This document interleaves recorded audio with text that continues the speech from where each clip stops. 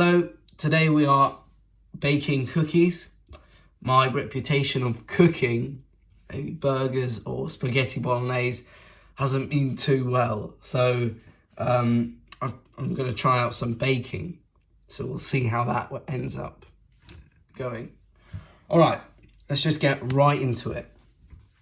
What we'll do is we will start by getting 100 grams of unsalted butter. So as you can see, this is butter right here, as you can tell, if you can, and I'll need 100 grams of it. What I'm going to do with it is I'm going to melt it and then place it into this bowl there. I'm going to use the guidelines on the butter package. If you can't see, you've got your guidelines there. Got the 50, 50, 50, 50, 50. If you can see it. I know, yeah, 50, 50. So I need 100. I'm going to cut it right there, okay? Just there. I've had this out for maybe a minute, so it's still quite solid. So we need melted butter either way, so do not worry. We will get this into a liquid soon. Just place this into here as a temporary solution. Right, I'm gonna get this melted. Okay, so I've got my melted butter here. Now what we're gonna do is we are going to weigh out 140 grams of brown sugar and 100 grams of granulated sugar, basic caster sugar. So let's do that. What we're going to do is we're going to get our weighing scales, turn it on, and then we're going to put the bowl on, if you can see it, and then we're going to tare, make it 0. So now we're going to just get 140 grams of brown sugar. I've got quite dark sugar, so it's quite sticky, I would say. So that's 20 and 140. So that's 140 grams of sugar. Now we're gonna turn on the thing again because it's turned off. And now what we're gonna do is we're gonna do white sugar, normal caster sugar. We need 100 grams of this. I might put a bit less because it's gonna be quite sweet, but I will try and put in and 100. So that's the amount of sugar that we're going to use. It is quite a lot. And before we put in our butter, so convolute it, just going to put in a bit of salt. Okay, now we're going to put in the butter. We're going to actually take it off the scales because we don't need the scales. Just going to pour the butter over. What we're going to do, we're going to whisk it up. We're going to whisk it up.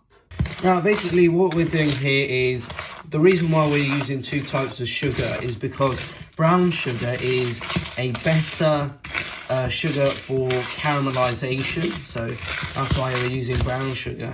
And white sugar gives that sort of sweetness and really nice flavour, as well as the brown sugar. The brown sugar will add some bitterness, but the reason why we're using brown sugar is to aid with caramelization, to get those crispy edges, and the white sugar is there for the fluffy inner parts, not to go that crispy.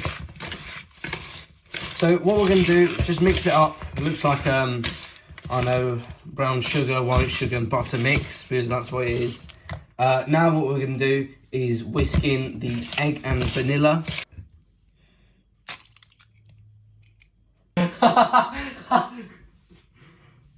There you go, 1 egg.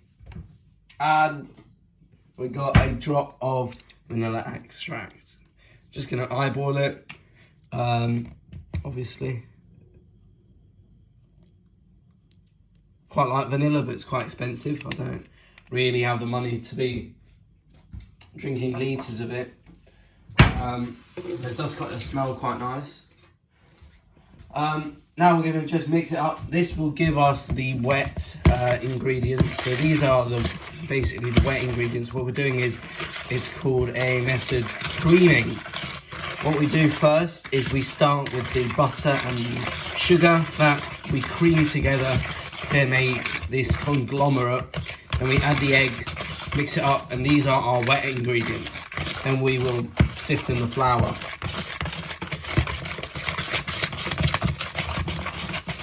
Right now it will really taste like sugar. That's basically what you've got in there. Now what we need to do is we need to sift in the flour. I'm not going to sift it in, I'm not that fancy. Just pour it in. So now what we'll do is we'll put it back on the weighing scales for I think the last time. The good thing about this recipe is that it's quite quick. You don't really need much.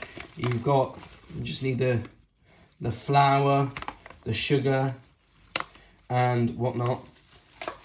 Let me just mix this up because we don't ever add the sugar. Sorry, don't ever add the flour all in one go, because no, it will sort of form quite a nasty dough that you'll have to work with. You want to do it in steps and stages. I'm putting 230 grams of flour. I've only put in 70, so I'm doing this in steps. If you've got problems with the dough going into the whisk, you can use a knife or butter knife to just scrape it out. At this point, I wouldn't use your hands for cookie dough. Cookie dough only hands when you're nearing the end, when you're actually forming the cookie balls. I'm not going to waffle that much this video. I don't really want to waffle. It's going to be quite a quick video as well, hopefully.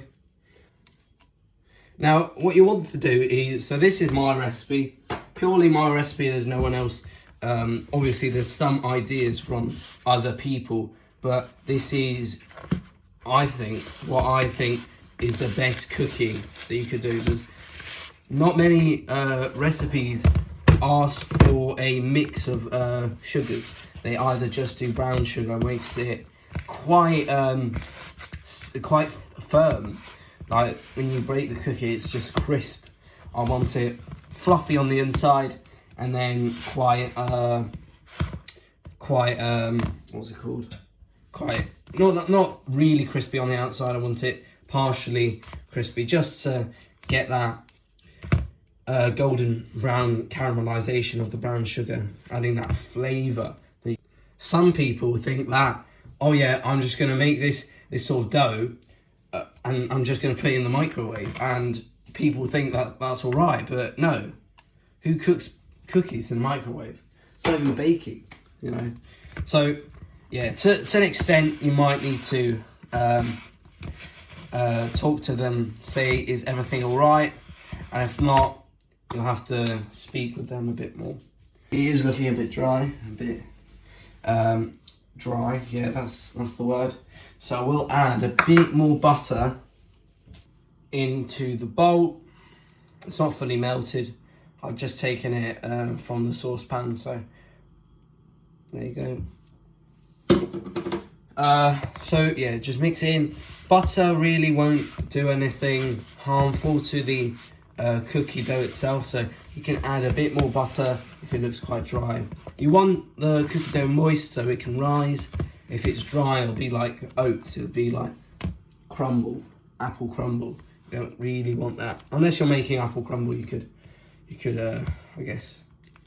Now, with this recipe, you can change it up. I'm just going to put dark chocolate chips. As you can see, look how much sugar I'm putting in here.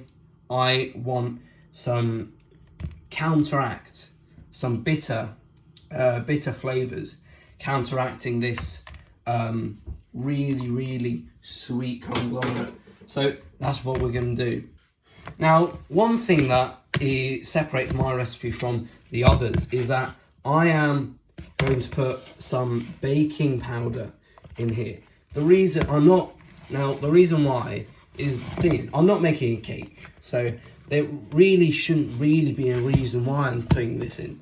I'm just putting it in for fun. No, I'm joking. I'm putting it in to make the cookies fluff up, so as they can rise and they make this sort of really nice risen, sort of like a cake, like a Jaffa cake on the inside, but it's like a cookie cake, you know. You probably don't know, it's fine. But yeah, we will see, you can see about this later on in the video. I'm just gonna add a small teaspoon of baking powder there. This is just gonna help it rise, as I said, if you're listening.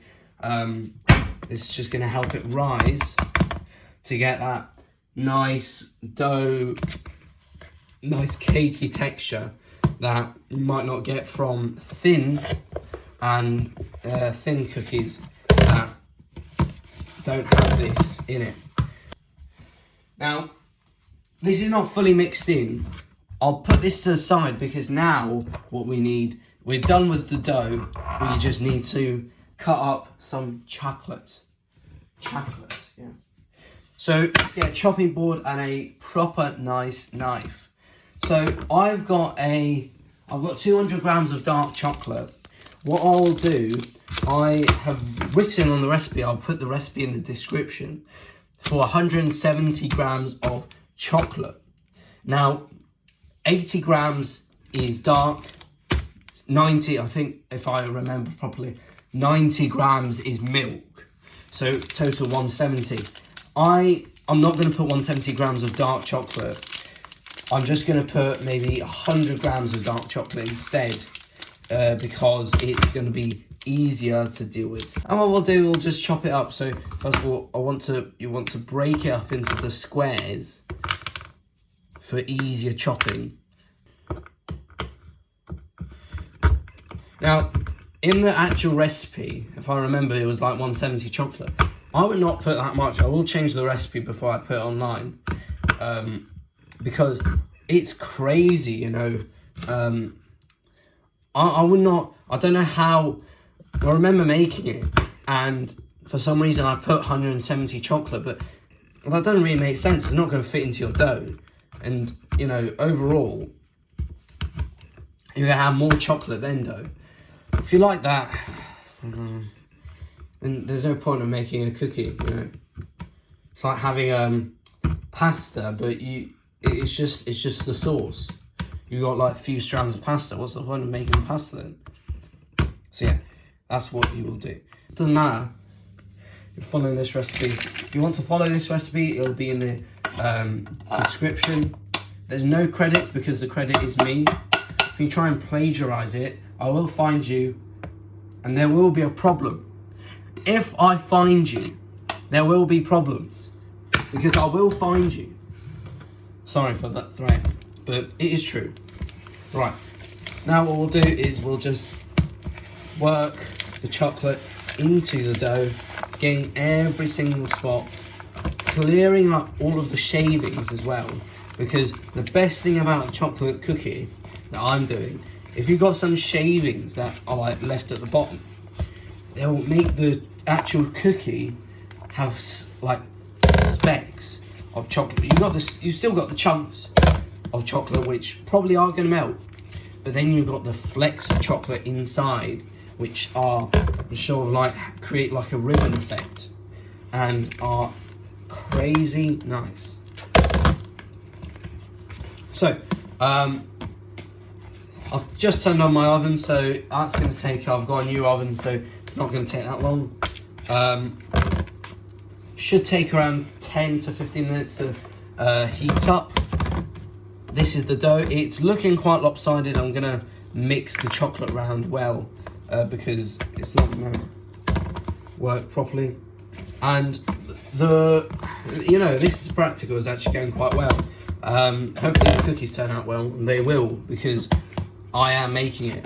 All you need to do now is just put it in the fridge for maybe 5 to 10 minutes, and it will cool down to around less than for a temperature around 15 to 20 degrees Celsius. So we will put this into the fridge and I'll get back to you once they're out. Right, so that was a lie. Whilst you're doing this, whilst you're out of the problem, you need to wash up.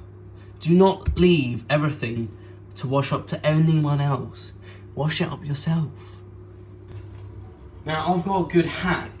If you've got small chocolate shavings on your countertop, get a tissue, paper roll, kitchen roll, and get the tissue, get the kitchen roll, and what you want to do is you want to dab it on the on this.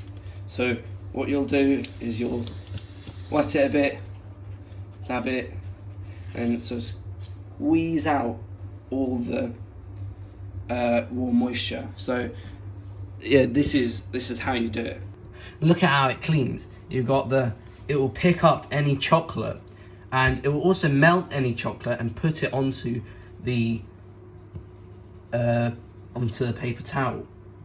The reason why you might be wanting to do this is because you don't want to use a cloth. Never use a cloth to wash any or to wipe any chocolate, or at least a wet cloth, because what will happen is that it will the chocolate will like glue itself, like it will wrap around the fibers of the cloth, and what will happen is that in the end you'll have like a cloth that is just black, because it's got chocolate like inside of it. You can't wash it out because it's sort of like conjoined with the cloth. Now that is clean. I'll get back to you really when we've got the oven. So the oven has preheated now, finally. It wasn't that long of a wait, 10 minutes. Now we're gonna get this magical tray that already has parchment paper on it. I don't know how, I just found it. Magic. And what we'll do is we'll lay out the cookie dough, which is cold to the touch. What you'll do is you want to get the dough out of the bowl, and what you want to do is you want to roll it up into a ball. What you'll do is you want to just place it on there, and you don't want to put it close to the edge. So if you can see here, you don't want to put it right next to the edge, because what will happen as the cookie sort of spreads, it will hit the sides of the tray and it will look like it will become part of the tray. So I'm actually going to take off a bit because I feel like the cookie is a bit big. I don't want one sheet of cookie, I want cookies. So what you'll have to do is you have to space them out. Obviously, some people buy cookie dough from the store, say Tesco. I've seen someone buy it and then just fully eat the chunk. It was that sort of chunk. He just ate it. They just ate the whole bar of raw cookie dough. We need another magical tray because there's not enough space on this. Obviously, I could fit some more, but spaced out cookies are the best. So that's it. That's basically the end of the making stage. What we're going to do now is we're going to place it into the oven and we're going to see it cook.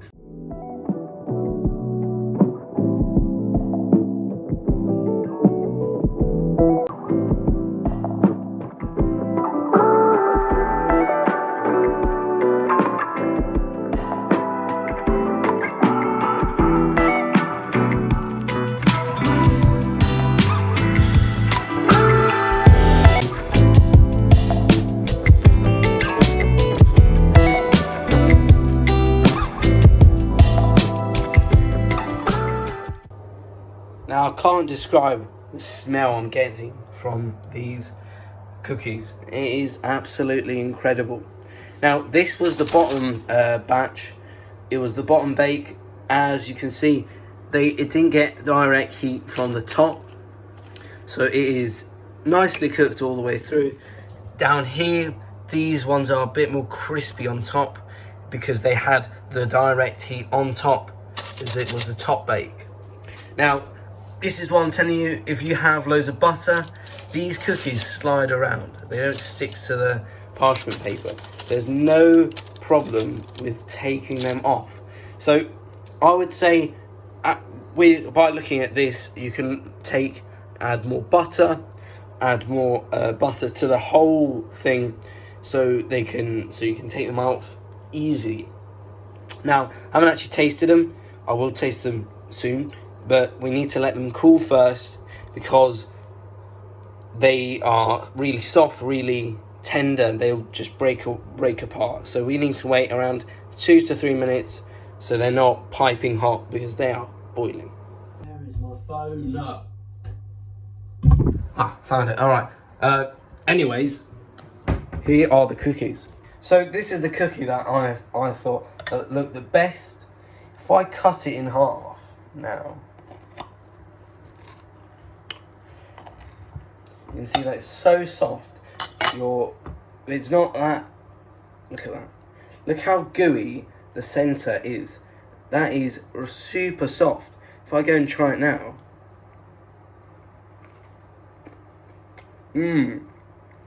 Look at how soft that is. You got a crispy outside, but then a really soft, tender middle. And you got normal amounts of chocolate as well. This recipe is probably one of the best recipes for what is this? Chocolate chip cookies on the network. So, lovely.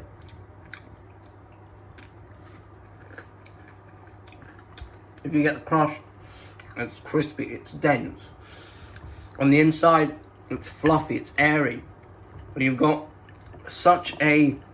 and this is what I'm telling you, if you get the flakes, if you get the specks of chocolate then the whole cookie will become chocolate. Final thoughts. This cookie is tender, it's soft, it's nice and delectable. You can look at the middle. It's turned out much darker than I expected. That's because of the dark brown sugar. But when it's in bright light, you can see that it is perfect. Now, I will put the price of this per cookie in the description if I can find it. I probably won't, but this is probably one of the best cookies that you can make, because this only took me, the prep took me around 20 minutes and the cooking only 15. You can do all your washing up, as you see, clear sink.